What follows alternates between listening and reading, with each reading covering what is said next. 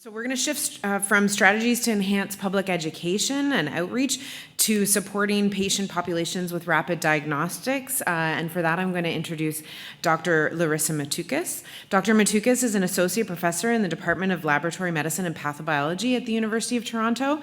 She's a medical microbiologist and infectious disease specialist, and she's held numerous leadership positions, including head of microbiology at Unity Health Toronto, chair of the Institute of Quality Management in Healthcare Bacteriology Scientific Committee, and postgraduate medical program director for medical and clinical microbiology training programs. Currently, she's finishing her term as past president of the Canadian Foundation for Infectious Disease and is the inaugural co-chair of the microbiology section of the Ontario Laboratory Medicine Program at Ontario Health. Her expertise in microbiology quality improvement, application of novel diagnostics, laboratory and antimicrobial utilization and stewardship, and antimicrobial resistance has been sought to contribute to guidelines on implementing quality management systems in microbiology laboratories, best practice in specimen collection, and Choosing Wisely Canada. She's here to lead the discussion on fast answers, smart choices, diagnostics that drive stewardship in the pediatric ED. Welcome, Larissa. Good morning, everyone. So I'm going to take a moment just to describe a little bit about the Canadian Foundation for Infectious Diseases, who's helping to sponsor this next session. So just to let everybody know, CFID is a charitable organization that is committed to improving the health of Canadians and people worldwide. We're actually a nonprofit organization, but we do support research. We fund medical and undergraduate students. We present awards to trainees and mentors, and we share new knowledge related to infectious disease prevention, diagnosis, control, and treatment. And I just wanted to shout out that our grants and awards and other funded activities will be posted by the end of this month. So please go and search to see if you are eligible or have your trainees check out what grants or awards may be available to you. So please send in those applications.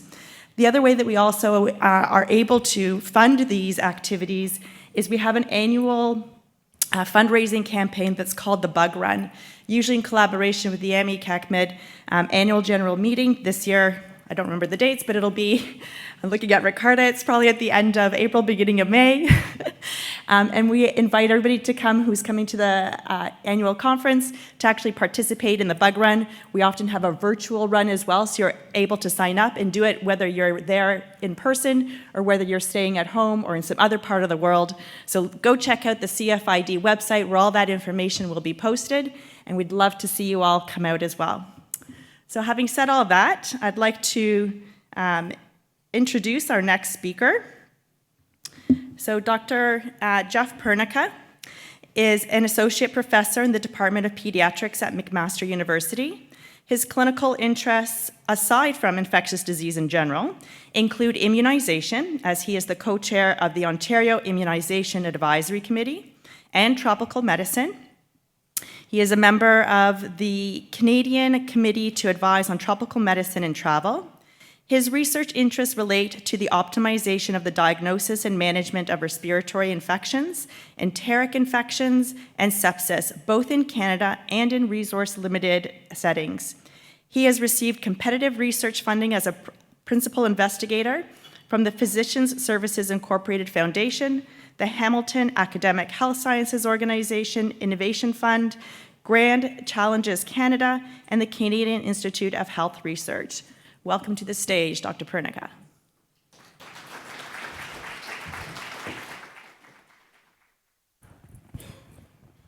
Thanks so much for having me here. Do both of these work? Do I just pick which one? It's great to be here. It's quite like a varied audience. So if I'm talking with too many details or too few, I'm happy to be interrupted at any time for any reason. These are my disclosures. What we're going to talk about first today is strep throat, which I feel like a majority of you have heard of, right? And what I would say is that in general, strep throat should be treated with antibiotics. I mean, most episodes of strep throat will just go away if you leave them, But in rarer cases, you can get suppurative, so pussy infections at the back of your throat that sometimes need an operation. And worse, but even more rare, are these non-infectious, non-suppurative complications like rheumatic fever. So incidence is very low in many industrialized countries, but is concentrated in certain groups, even within them. And rheumatic fever can be severe. The other good thing about treating strep throat with antibiotics is that it makes it go away faster, which people often like. So for all of you who have had a kid with a sore throat, you'll know about what I'm going to say right now. For those of you who do not, this is normally how it goes down. So, you know, the kid starts feeling a little bit iffy on Saturday, and then Sunday they have a sore throat, fever, don't feel well, stay in bed, stick around for a while, finally decide that you need to take them to the emergency. So you drive to the hospital, you sit in the waiting room for untold hours because, as we talked about before, strep throat doesn't really make you all of that sick. And then you finally get to see a clinician. Now, the problem with strep throat is that it is very hard to distinguish from other causes of sore throat, and which is why microbiologic testing is very important. So one thing to keep in mind is that viral sore throat is much more common and does not respond at all to antibiotics. And symptoms and signs of sore throat are not specific. So the doctors among you will know that there are these scoring tools, such as this McIsaac score, where you get points for these particular clinical features, but if you look at who has what, even somebody with 4 out of those 5 points still has like a 50% chance of having strep throat.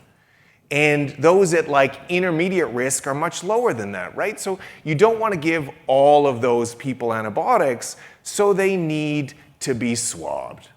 Now, what I will say is most Canadian emergency departments, then what happens is that the family is given a prescription to take home because we have to wait for the test result.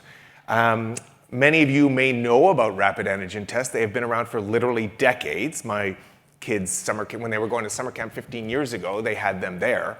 The problem is that they are not very sensitive. In some cases, they're not specific either, which is not great. But the long and the short of it is that a kid with sore throat who has a negative rapid antigen needs a culture confirmation as backup. And since most kids don't have strep throat, to do both is probably not a good idea cost-wise, flow-wise in a pediatric emergency department, which is why many do not do it. So swab gets taken from the kid, it then gets shipped to the lab, because at my hospital, the lab is across the city.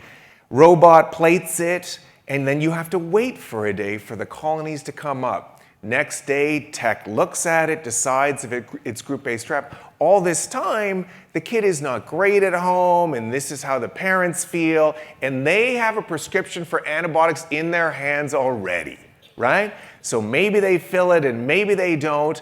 Ideally, they wait until the phone call comes from the emergency doctor saying to get the antibiotics. So I would say that this is a problem that novel diagnostics can fix, right? So there are lots of potential benefits from rapid molecular group A strep testing, mostly.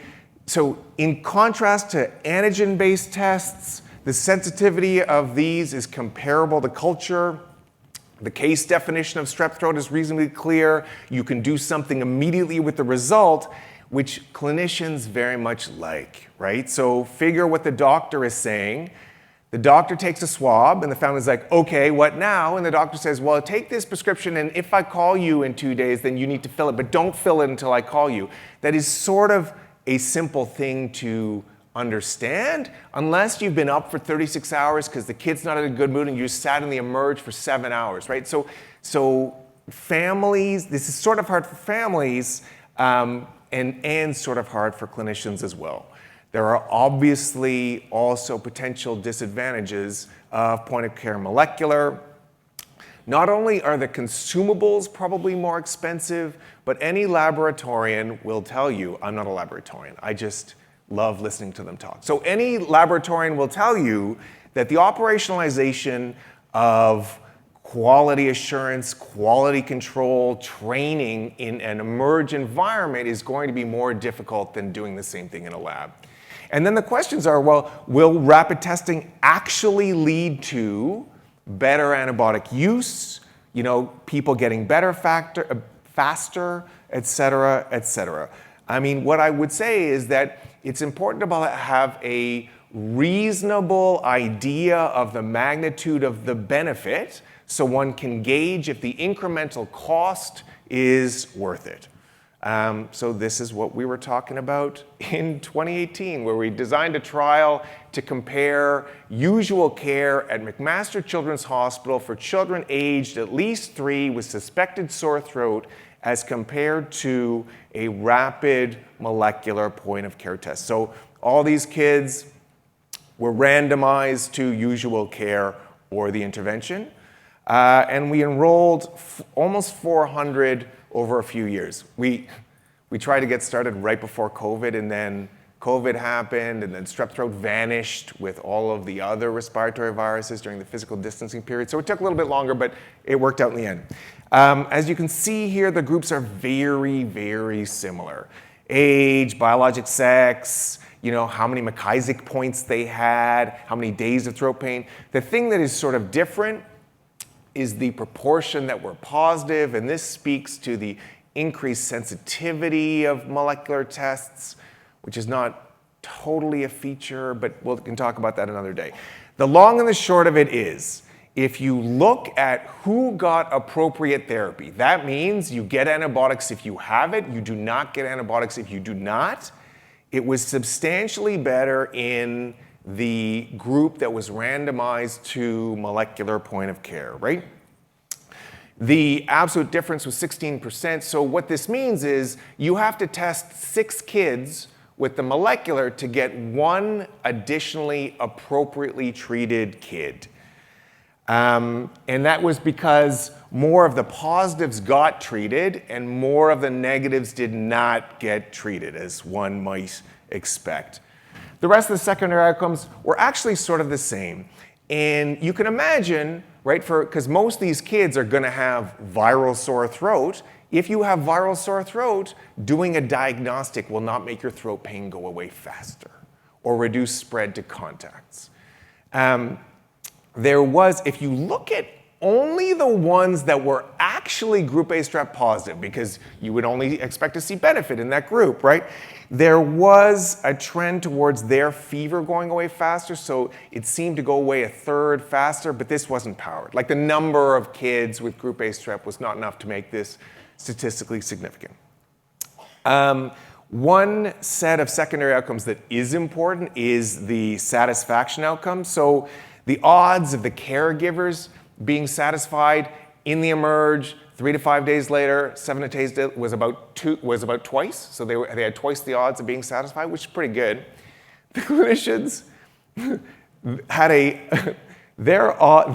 they had 147 times more odds of being satisfied with the molecular as compared to the culture, which just tells you how much physicians hate having to figure out what to do with results that come back in 2 days.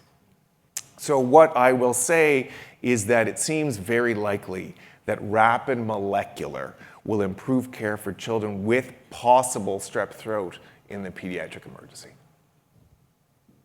Does anybody have questions about that? I can keep going. I have more. So let's talk about pneumonia. And all of a sudden, things get a little bit more complicated, okay? Because there is no definition for pneumonia that I can tell you, right? There's no consensus definition. There are signs and symptoms, but they are nonspecific.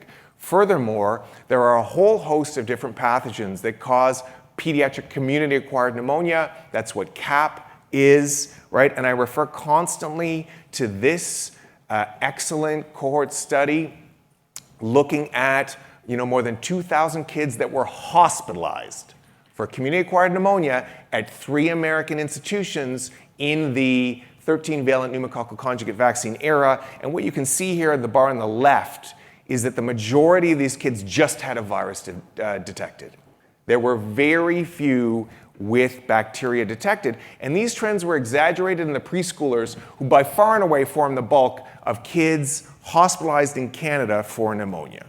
Now, if you talk to doctors, doctors are like, well, I can tell on the x-ray. Spoiler alert, they can't. So if you, there was another secondary analysis of those EPIC data where they just took x-rays and, here's a lobar pneumonia, and here's a lobar pneumonia, and here's a lobar pneumonia.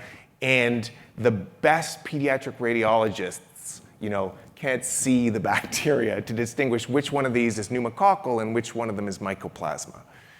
Now, in contrast to strep throat, well, not totally in contrast, but microbiologic tests are usually not definitive for pediatric pneumonia, right? So we have extremely sensitive respiratory virus testing, but you can get a virus from a kid who just has viral pneumonia or from one who has a viral pneumonia that's with a bacterial superinfection.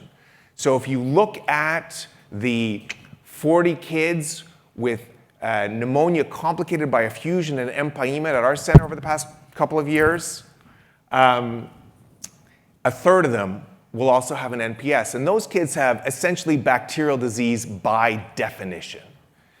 The other issue is that blood cultures are very insensitive for pediatric community. You never get more than 5 to 10% of kids with community-acquired pneumonia having a positive blood culture. Furthermore, if the NPS is negative, NPS is nasopharyngeal swab. If your very sensitive respiratory viral test is negative, it doesn't mean that they don't have a virus, because no hospital system that I know of tests for all the ones that can cause disease in children, although many will test for the heaviest hitters. So the question here is, when we're trying to figure out how better to gauge plan therapy for these kids with community-acquired pneumonia, perhaps biomarkers are the answer. Doctors love biomarkers. This is a systematic review done by the Edmonton ID group. And the first thing that is immediately noticeable is that white counts are completely useless. People always tell them to me on the phone. I say thank you and don't listen. And both C-reactive protein and procalcitonin are just okay. If you look at a single cut point for either one of those biomarkers, it's like sensitivity and specificity of like 70%, which is useless for one patient standing in front of you. And so you get guidelines like this from and this is not an unreasonable guideline, right? This is the Canadian Pediatric Society guidelines that say if you are hospitalized with pneumonia, you should probably get antibiotics. These are the older American guidelines, still good, mostly good. That said, 15 years ago, if you are a kid with non-severe pneumonia, you don't need to be admitted to hospital. You don't have to take antibiotics. And so, when we were writing guidelines for emerges in Canada and the United States, we said the same thing. If you don't have severe pneumonia, you don't have to take antibiotics. And as many of you will understand, this is what the editor said. So she's like, okay, but who? Who doesn't need antibiotics? Which ones? How do you know? And we were like, we don't know. So if you talk to parents nowadays I think often are receptive to the idea that you don't want to give kids antibiotics unnecessarily. At the exact same time, these parents, because they're humans, can also be worried about undertreating a bacterial infection in their kid.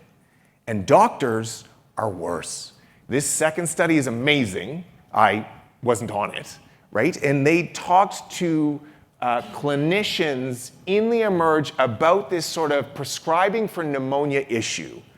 And so this is what they said, which is totally understandable. Yeah, you can tell them that it's mostly viral, but which ones are the bacterial ones? Because they will worry about missing the bacterial ones. If they miss somebody and they come back, that doctor looks stupid. I mean, I don't think they look stupid. I think that's just normal. But some people might think that, right? And so you have quotes like this: I'm not going to lie awake at night worrying about the antibiotic. I'm going to worry about the kid who might come back sicker. And everyone knows you give antibiotics for pneumonia.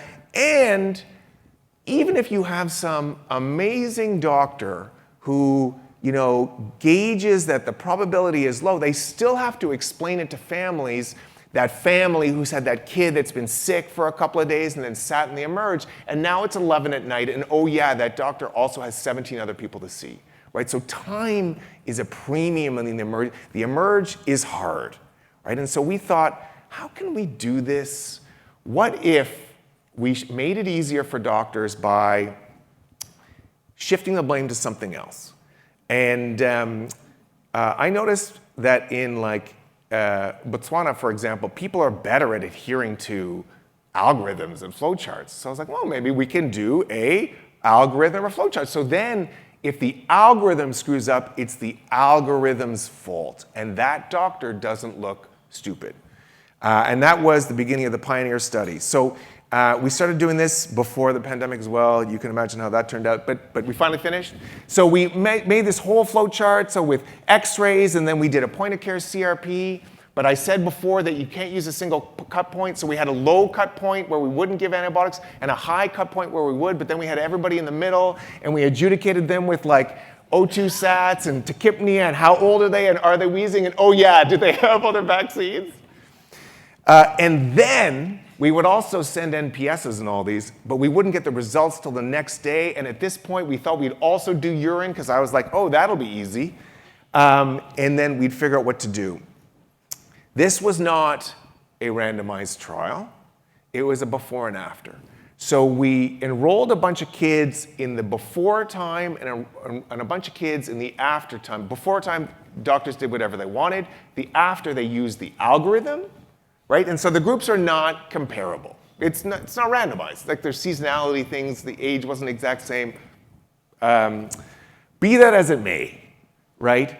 It was dead easy to dramatically decrease the amount of antibiotics being given because most kids have viral pneumonia. It wasn't because we were so great, it's because most kids have viral pneumonia, right? So the absolute and the relative benefit of the intervention was about 50%, while maintaining comparable clinical outcomes. So this data was okay. We thankfully got funding to do a proper randomized trial and in different environments, right? Because stuff can work better at McMaster if I walk around and harangue people not to use antibiotics, but that is not that's scalable. I am not scalable, thankful for, I'm sure the world is happy about that. So we will be testing it at 6 different emerges, and we have tightened the flowchart so that it is usable and practical in the context of an emergency department. Where the first step is a biomarker, we have a couple of things in the middle for the ones that are not adjudicatable, and then we are now doing rapid point-of-care viral testing. One might say, and people have asked, why bother doing the viral testing since most kids have viruses anyway, and even if you don't find it, it still might be viral. All of that is true. But the issue here is that we are trying very hard to get people to not give antibiotics and families to not take antibiotics for something that heretofore has always been treated with antibiotics. And human people feel better if you can say, yeah, I don't think that you have a bacterial pneumonia, and look, you have human metapneumovirus in your NPS. So yeah, I think this would still be workable if you didn't have a swab. And in fact, in the study, swabs are optional, because they're in the post-COVID era, there are now some families that hate nasopharyngeal swabs. But I think that identification of these viral pathogens will greatly help both the clinicians and the families that are wrestling with improving antimicrobial stewardship for a very, very common condition. So, though I wish this slide said this multi-center RCT has just started, it should be starting very soon, and hopefully will demonstrate how these point-of-care diagnostics will enable us to greatly improve prescribing for pneumonia in the emerge. Now, if I actually have 4 minutes, I didn't know how this was going to. I have another bunch of slides to talk about. So, we are using CRP right now because in the context of the emergency department, everything needs to be fast. I talked about how families don't love it when their kids are sick and then they sit for a while in the emerge. For pneumonia, they sit all that time, they see the doctor looks at them, often will do an imaging study, but not always, and then decides pneumonia, not pneumonia. So if we're gonna do stuff, it has to be right away. Like the CRP we are using in the emerge assay takes 6 minutes. But one could ask, are there better biomarkers, that would do a better job at guiding the initiation of antibiotics for pediatric community-acquired pneumonia?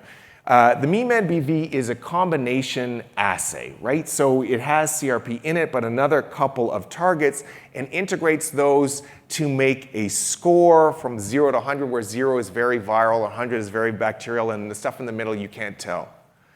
This scale actually is probably going to help clinicians. For the laboratorians among you, I don't think you understand how little clinicians understand. I feel like I can say this because I'm a clinician, right? Like I'm not a laboratorian, but clinicians don't understand lab testing very well often, right? And so breaking it down, I think, will be helpful. There are also observational cohort data in hundreds of kids with respiratory infections and fever without source that would suggest that the MeMed-BV is superior to procalcitonin and maybe to CRP. You would say, well, why are you not doing this in the emerge right now for the Pioneer study? It's because right now it gets run on this machine, which is in a special section of the Hamilton General Lab across the city, and so there is no way it is operationalizable. You couldn't use this workflow for an emerge-based study. You really can only use it when there are kids who are sitting around for a while. So we are doing a pilot trial of this particular biomarker in children who are hospitalized with pneumonia to see if we can optimize antibiotic use. So the Canadian Pediatric Society guideline says you should be treating every kid admitted to hospital with antibiotics for their pneumonia, but I am not so sure. So if you look at what we have so far, we have only enrolled 69. We're getting it going. But if you look at the ones who have actually had blood tested, more than half, are viral, right? Which again is not actually shocking, but goes to show how it should be possible to give antibiotics less to children with pneumonia. So far, things have been working fine. We had to do a lot of groundwork on the front end to explain to people what we were doing and why antibiotics shouldn't be used.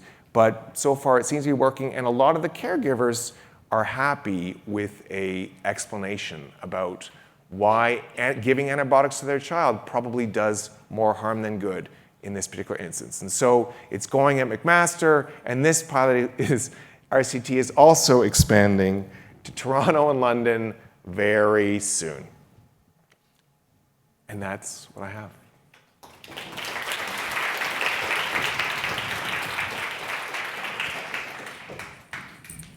Thank you very much, Dr. Pernica. Do we have any questions from the audience or online?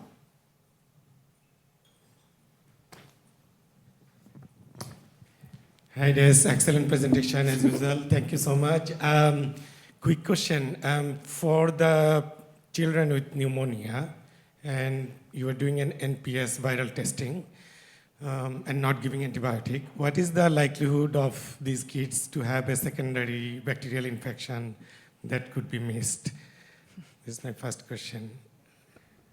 Yeah, I mean, so is the question, it depends, are you talking about the ones that are admitted to hospital or the ones that come to the emerge and then get sent home from the emerge? Yes, that's second one. The second group. Yeah. I don't think anybody really knows like the probability of this unselected population. What I will say is that like the reason that the algorithm worked so well, right, is that, I don't know, 40% of the cohort had CRPs that were like less than 20, and the majority of those had viral testing. Pneumonia, the only way you know with reasonable certainty what pathogen is causing a kid's pneumonia is if you do a percutaneous lung biopsy, right? Like if you take a giant needle and you put it into their lung and you suck it out. Often parents don't like that. So they actually did a series of percutaneous lung biopsies at an incredible multi-country pneumonia study. But this was enrolling mostly at sites in sub-Saharan Africa and South Asia, where the baseline health of a lot of the children is worse because of the structure of the healthcare system, and vaccination patterns are different. So I'm not so sure you can generalize from that. It's hard to give a number. Like I think what I would say is that professional societies, physicians have long said that you don't have to treat, especially preschool-aged kids, with antibiotics. Like that is in the guidelines, right? And so the number is small. It's there. And everybody remembers the one that wasn't viral. I think where we are in now is that we really need to figure out the optimal way to treat the most kids going forward. And I think that is going to require, an attitude shift on the part of us physicians, and, we can be helped by some of these diagnostics. Thank you. My second question is, you presented two approaches here, right? The algorithm you showed, the one, and the biomarker approach. Do you have plan to compare these two? Oh, like the first algorithm, like the long algorithm? Yes. The one that I was like, oh, this all sounds like a great idea. So when we looked at the pilot data, most of it was adjudicated by like a few things. Do you know what I mean? Most of it was like O2 sat and respiratory. We didn't get into the rest. So we just removed all of this stuff. And when you compare the new one and the old one, it's essentially very similar. Thank you. Hey, Jeff. Over here. Sorry. Great presentation. Really amazing work that you're doing at all your sites. And my question is I'm going to take like sort of the laboratory approach to start with, and then maybe I'll put my clinical hat on as well, so I can really understand both sides of the coin. But as a laboratorian, we know that point of care testing, whilst it has all these amazing advantages to it, if there's something that's going to go wrong, it will go wrong. And I don't know if you have built into any of your studies to look at sort of the unintended consequences of introducing these point of care tests in these complex environments in the emergency department, and have there been any unintended consequences associated with it? Like, are you seeing false results because of how the test is being performed in those areas? Or is there a robust, this is my quality hat, quality system in place in order to ensure that they're being performed exactly as they should be performed?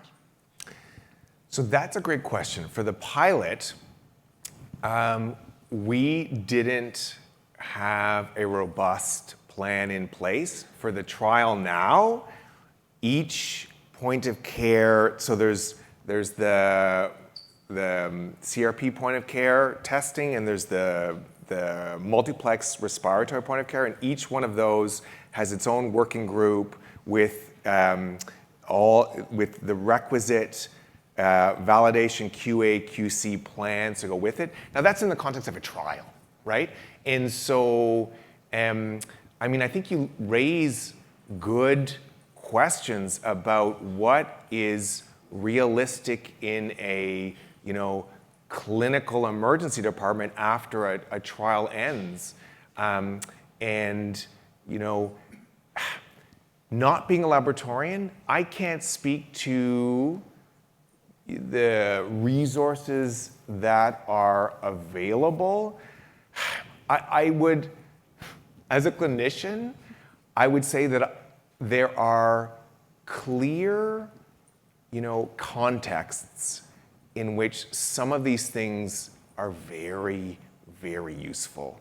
And so I think I would love a chance to, and I think I have been lucky enough to work with people to sort of discuss and figure out what is the lowest hanging fruit. Like which point of care diagnostics provide the most benefit and therefore are worth all of the,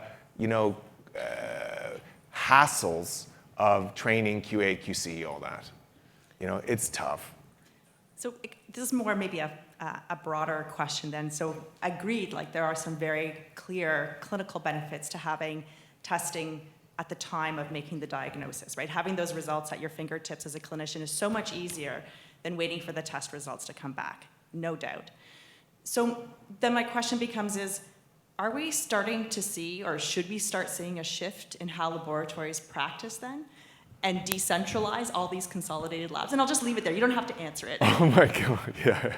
Perfect, because I am like the least qualified person in the room probably to answer that question. But isn't that, so I just put it out there because if we're starting to see all this point of care testing going back to the bedside, and if you're putting them into complex environments where you may not actually be able to achieve the QA, QC, and all the other quality management systems that need to be in place, isn't that setting up a mini lab anyways? And so shouldn't we be then investing in the space in order to accommodate all these great tests, but in the right place at the right time to get them to the right patients? It's a great question. Like, it's so hard. Like, I didn't know so much about, and I still do not, because I feel like I say this ad nauseum, I am not a laboratorian. I feel like I understand a little bit better now. And then when you think about all of these like random primary care offices and pharmacies where this stuff, like who knows even what's happening there? Like or maybe somebody in the audience knows what's happening there. It is worrisome because I'll tell you, what's worse than not having an answer right away is probably having an answer right away that's wrong. Thanks a lot, and very interested in biomarkers and the role for stewardship for pneumonia.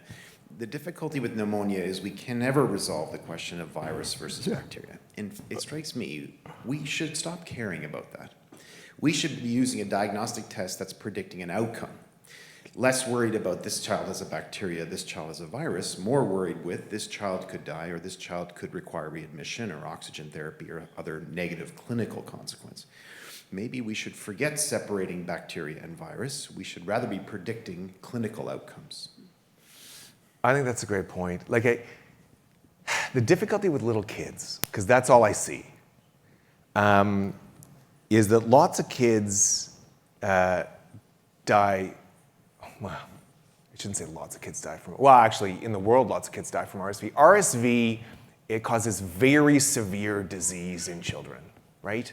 So 2 winters ago, Ontario got completely shut down. Like every ICU in Ontario had like a call every day in like November, December to try to figure out where the next kid who was critically ill was going to go because everyone was full because RSV was insane.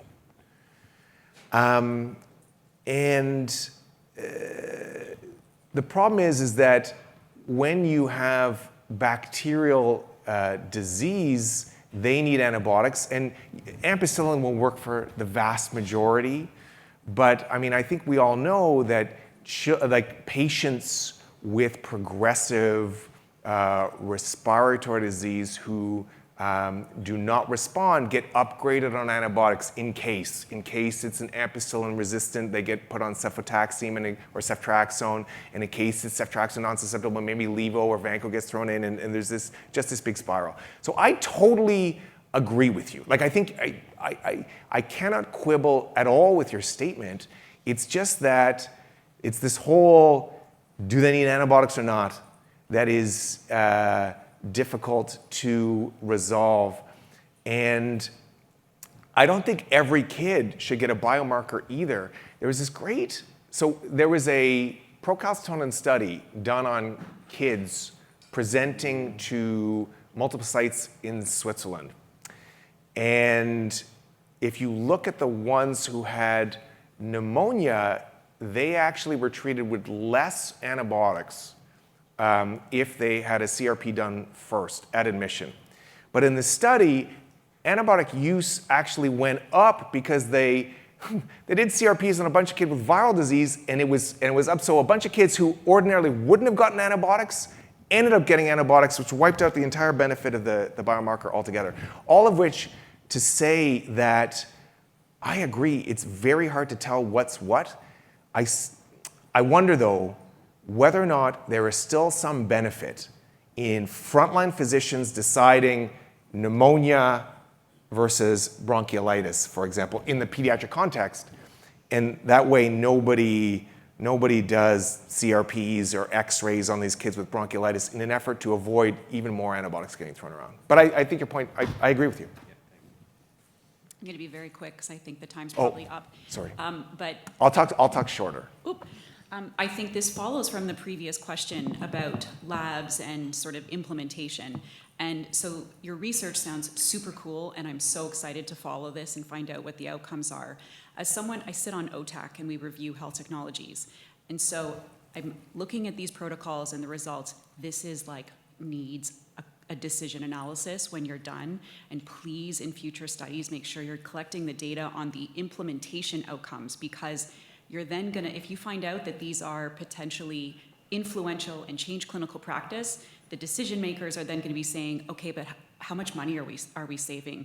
And I suspect at the ER level, it's going to be hard to demonstrate cost savings if you're then going to be potentially putting one of these devices in every emerge, because if it works at Sick Kids and CHIO, it needs to work at Trillium and North York General, right? You need to be able to have it in any emerge that's seen children.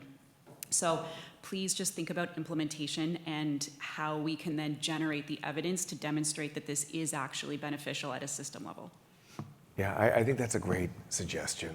I think you're right. I don't think the pneumonia bit is going to be cost saving. It's also more time intensive. What it does save is antibiotics, right? And this is why you have to explain this to emerge physicians, because they don't as readily see. Emerge physicians are amazing, right? But to them, they don't see the downstream consequences of the antibiotic use, but they see very clearly having to do an extra poke or extra time. And I will stop now. Thanks so much.